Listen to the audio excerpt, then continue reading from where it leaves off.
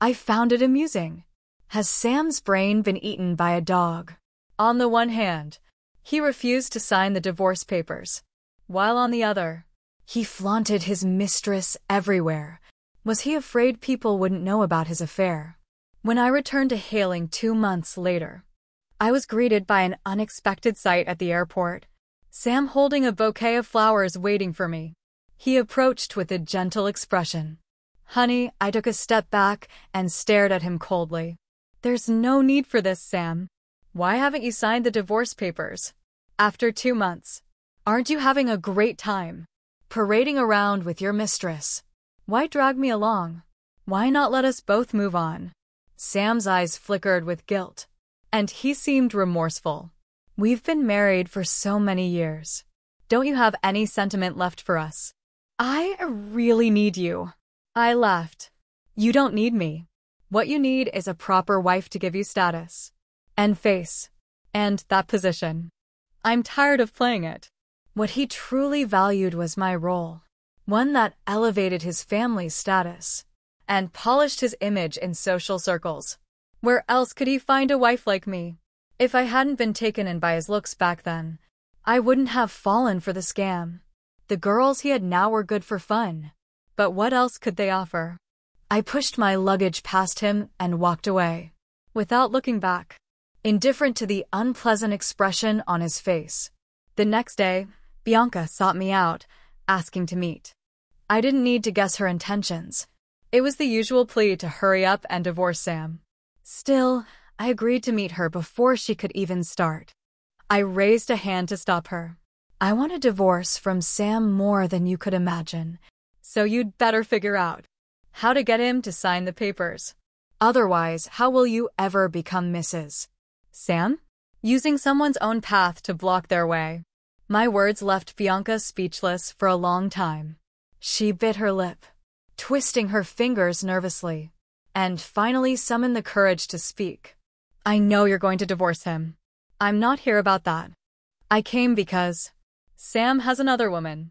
Now what? I froze, then burst into laughter. And why are you telling me? Do you expect me to help you? Fight off the new mistress. Don't worry. You're already insignificant to me, let alone the 4th or 5th mistress to me. All of you are cut from the same cloth. None of you matter. I leaned in closer, my tone icy. Let me be honest to him. You're worth nothing. You don't understand the life of wealthy families. They only marry women of equal status. Do you think the story of Cinderella will happen to you? Don't kid yourself, little girl. Being too naive only makes you look foolish. A wealthy family will never accept someone like you. As a daughter-in-law, no background, no status, just a mistress trying to climb up. You have nothing to offer, Bianca. On the verge of collapse, screamed. But I'm pregnant with Sam's child. And yet I haven't seen him in a week. I looked through his phone and found out he's been with another woman. He loves her now. Tears streaming down her face. She sobbed with frustration. What am I supposed to do? I can't find him anywhere. I have nothing but him. She glanced at me, her face filled with suspicion and disbelief. It must have been you. You sent someone to seduce Sam, didn't you? How could you be so cruel? You couldn't win him back. So you resorted to this to disgust me. Her accusing gaze met my cold stare. Are you out of your mind? I snapped. But my indifference only convinced her further. Pointing at me in anger, she shouted, Fine, Lisa. I'll tell you this if I suffer.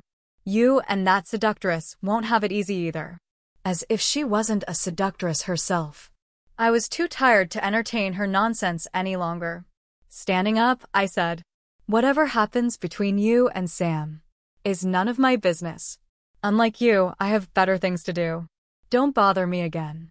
With that, I turned and walked away. Chapter 06. I underestimated Bianca. She hired someone to follow and secretly photograph Sam and the other woman. Discovering that the girl was a college student, Bianca found out the girl's school and major, then posted all the intimate photos of her and Sam on the university's official forum. demanding an explanation. A university student seducing a married man was behavior deemed despicable. The girl was summoned by the school administration. For a meeting, they demanded she immediately stop her immoral actions and issue a public apology. The girl refused. Having secured a connection with Sam, she wasn't about to let it go easily. As a result, to quell the scandal, the school decided to expel her. Sam's call came to my house. On the phone, he sighed. "Lisa, I've told you before, if you give me another chance, we can start over. I'll end all these relationships. But if you're not willing to give me that chance, why would you target a young girl like this? Zoe is only 20 years old. She doesn't understand anything." I felt the blood rush to my head and nearly exploded in rage. "Sam, let me make this clear. When I said I found you disgusting, I meant that. Even hearing your name makes me sick. Do you think I would still care about your affairs? Or bother interfering with your mistresses? You're giving yourself way too much credit. And let me remind you, my lawyer has already collected all the evidence of your infidelity. If you still refuse to sign the divorce papers, don't blame me for demanding even more in court. Are you prepared to walk away with nothing?" In the end, Sam signed the divorce agreement. A month later, we were officially divorced. When it was all done, Sam looked at me, his expression a mix of regret and emotions he couldn't put into words. Finally, he smiled faintly and said, "Can I drive you home one last time, like we used to when we were dating?" I took a step back and shook my head. "Sam, I used to like you a lot. I even thought we'd grow old together. But here we are since we're divorced now. Let's leave it at that. There's no need to keep dragging this on. Take care of yourself." I didn't know if he understood my meaning. He surrounded himself with an endless parade of women, convinced he could navigate the flowers without ever getting stung. But what he didn't realize was that some beautiful flowers are poisonous.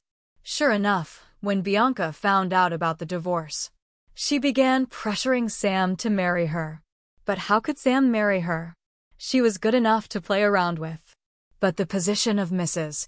Sam was reserved for a proper society lady. Bianca finally understood what I had meant. Soon after, Bianca, now visibly pregnant, showed up at the press conference for Sam's family company's 30th anniversary celebration. Standing behind the reporters, she grabbed a microphone and asked loudly, "I want to ask the boss, are you planning to take responsibility for the child in your girlfriend's belly?" Her question silenced the room. All eyes turned to her, and every camera focused on her face and her belly.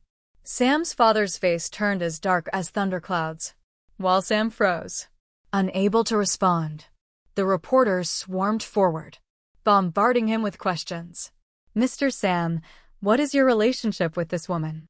We've heard she used to be your secretary. Did your relationship begin after your divorce? Miss, are you a mistress trying to move up? How far along is your pregnancy?" One experienced mother among the reporters asked, pointedly, "Miss, your belly looks 4 or 5 months along." Sam's divorce was finalized less than a month ago. Were you involved while he was still married? Mr. Sam, was your divorce caused by this woman? The company's PR team quickly stepped in to contain the situation. Finally regaining his composure, Sam, "Of course, I will take responsibility. I'm just waiting for the right moment to plan a proposal. When there's good news, I'll be sure to share it with everyone." Chapter 07. The company's anniversary press conference was broadcast live, and it essentially confirmed to the public that Sam's divorce stemmed from his infidelity. In previous years, the company's stock would always be soar after the anniversary event. This year, however, due to Sam's scandal, the stock plummeted, hitting the limit down for an entire week and cutting the company's assets in half. The family elders were furious. It was said that Sam knelt in front of the ancestral altar for an entire day as punishment. Meanwhile, Bianca moved into Sam's house. Although there was no wedding, it was enough for her to feel triumphant. After the embarrassment of the press conference, Sam seemed to give up entirely, adopting a devil-may-care attitude. He openly began switching female companions daily. Bianca might have moved into Sam's house, but she didn't realize that Sam had many homes. It wasn't uncommon for her to go an entire week without seeing him. Moreover, she forgot that she wasn't the only woman in Sam's life. At my family's annual gala, attended by all of Hai Ching's elites, Sam showed up with Zoe by his side. When Sam saw me walk in with a male companion, his face froze for a moment. He approached us and greeted me tentatively. "Lisa, who is this?" I smiled slightly, holding my companion's arm as I sat. "This is my boyfriend, Eric. He's not from the circle, so you might not have much to talk about. Excuse us." With that, I led Eric away. Sam stepped forward to block us. "When did you two meet? Did you go on that trip with him? Was it because of him that you rushed to get divorced?" Eric, ever the gentleman, responded calmly and kindly. "Mr. Sam, I only started pursuing Lisa a month ago. Thankfully, fate was kind to us, and we fell in love at first sight. I'm lucky she agreed to be my girlfriend." "I think you're overthinking things." I laughed and added, "Mr. Sam, your mind is as complicated as your life. Look, here comes the tigress from your house." Sure enough, Bianca, heavily pregnant, came storming over from afar. Holding a glass of wine, she hurled it at Zoe and yelled, "You shameless vixen! How dare you seduce my husband?" Zoe, who had been expelled from her university and now lived in a house Sam had bought her, was obedient and quiet. She never demanded status, which only made Sam like her more. Seeing Bianca's aggressive behavior, Sam shielded Zoe and dodged the wine, grabbing Bianca's hand to stop her from striking. "What are you trying to do?" he demanded. Zoe cowered behind him, her voice trembling with fear. "Sam, I'm scared. Last time she ruined my education. Now she's trying to hit me. If you weren't here, I don't know what I would have done." Bianca pointed at Zoe and yelled, "Stop pretending to be an innocent flower. I've used all your tricks before. You're not even qualified to play these games with me." Turning to Sam, she started crying, her tears flowing pitifully like a delicate flower in the rain. "Husband, I'm about to give birth to your child, and there's no one at home to help me. Do you want me to die along with the baby?" Sam frowned, clearly annoyed. "The servants and housekeepers all left because of your unreasonable demands. You drove them all away, and now you're complaining that you're alone. Just stay by yourself." Since moving into Sam's house, Bianca had been bossy and demanding, nitpicking everything the staff did. She constantly complained that things weren't suitable for pregnant women and made them redo tasks, driving the entire household staff to the point where they all quit. Bianca's eyes turned red with anger. Clutching her belly, she shouted, "When you were wooing me, everything I said was right. Now everything I say is unreasonable. The truth is, you're just bored of me, annoyed by my pregnant body and disgusted with me." From behind, Sam, Zoe peeked out and smirked ever so slightly, a subtle look of provocation crossing her face, as she said, "If you know that, why do you still cling to him?" Bianca stepped forward, about to lash out when suddenly she winced in pain, clutching her belly and bending over Sam. "My stomach hurts," she cried. I pointed to the ground and exclaimed, "Oh no, Bianca's water just broke. Call an ambulance." Sure enough, a puddle had formed under Bianca's feet. She had gone into labor prematurely, her water breaking on the spot. Chapter 08. Fortunately, the hotel was well equipped, and their medical staff arrived promptly to assist Bianca, while an ambulance was called. At the hospital, Bianca gave birth prematurely to Sam's first son. The events of the gala caused a huge stir. Word spread that Sam's family sent a butler and a nanny to the hospital with nourishing soup to take care of Bianca. They also took the baby back home, telling her, "The young master needs to be brought home to pay respects to the ancestors." Bianca was overjoyed.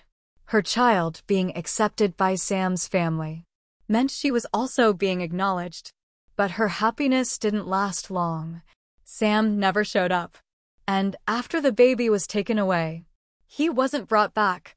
No one from Sam's family returned either. Bianca finally realized she had been abandoned.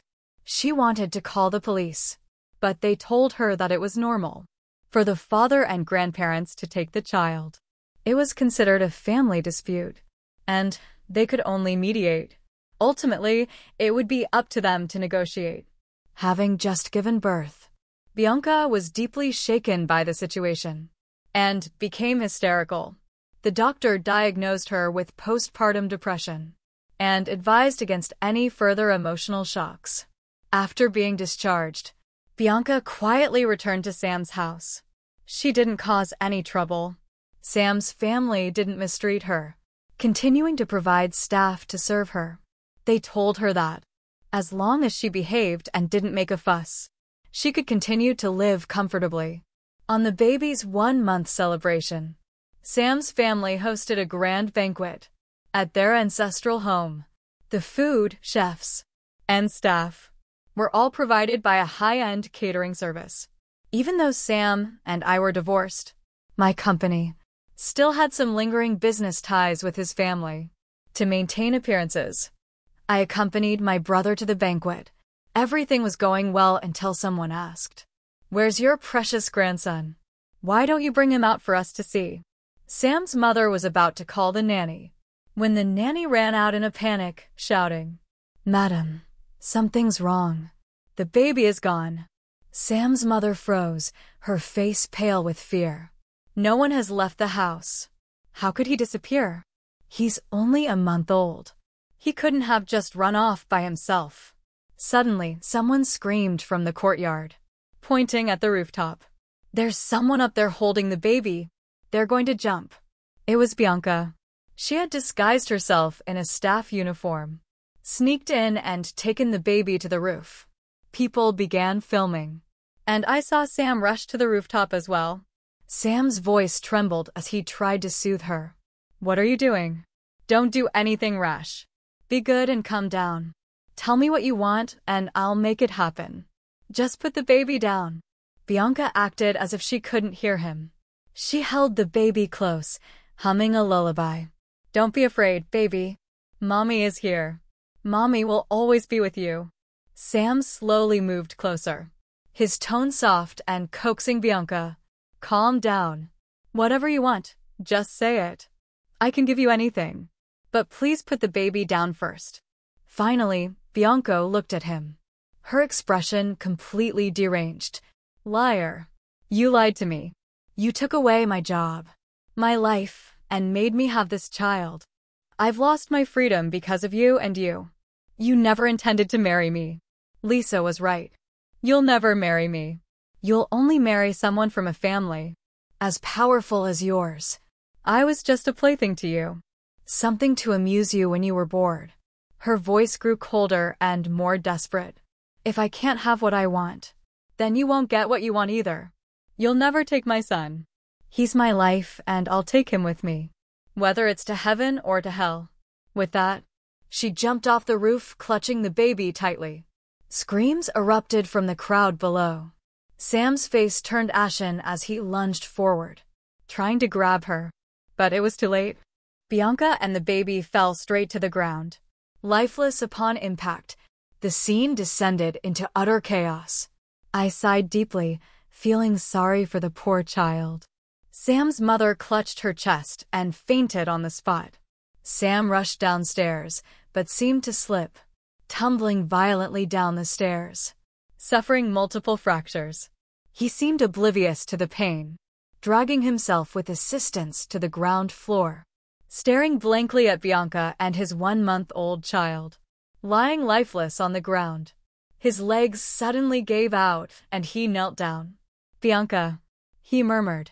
The tragedy at the 1-month banquet spread quickly throughout, hailing Sam's scandal of impregnating his secretary, abandoning her and refusing to marry her, leading to her postpartum depression, and eventual suicide with their child, made him the city's most infamous man.